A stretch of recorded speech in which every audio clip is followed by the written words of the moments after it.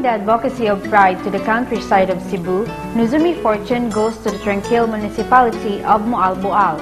Roughly a 3-hour drive from the metropolitan, Moalboal is located in the southern part of Cebu, famous for its pristine crystal beaches and underwater paradise.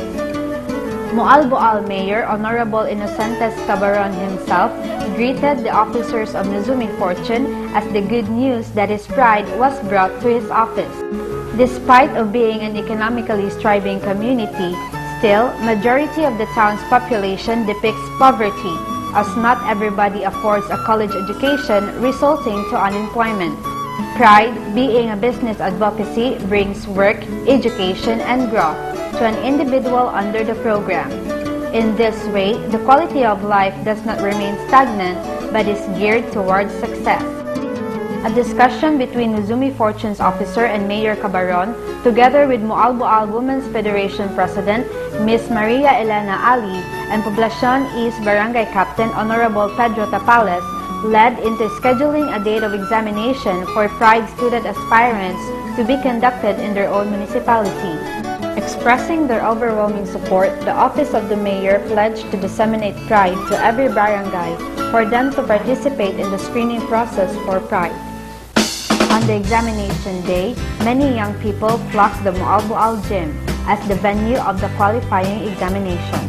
But before it started, the Mayor gave his constituents the much-needed encouragement. Hulog sa langit ninyo mga estudyante, kay hatag ni sila o kay gayunan na magkapadayon mo sa inyong mga tinguha o ambisyon na mulambo ang inyong kinabuhi. Dili na ingon nga ang dato o pobre pabor sa dato yung kanunay. Fair at equal na niron ang chances ninyo. Bisan pa o matawag nato sa kahagipot sa pagkabutang sa itong panginabuhi, pero paningkamutin yun, kining chance in a lifetime. Kay ang inyong bayranan ani ang kuyanan lagi dito sa siyudad o pagkapasar mo.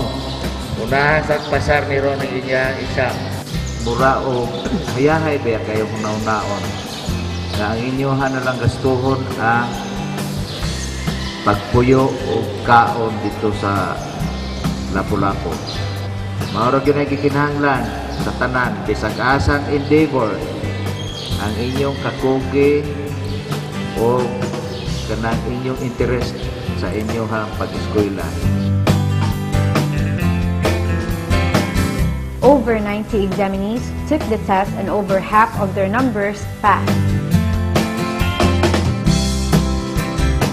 On the other hand, Moalboal Women's Federation President Ms. Maria Elena Ali explains how helpful Pride is to their community.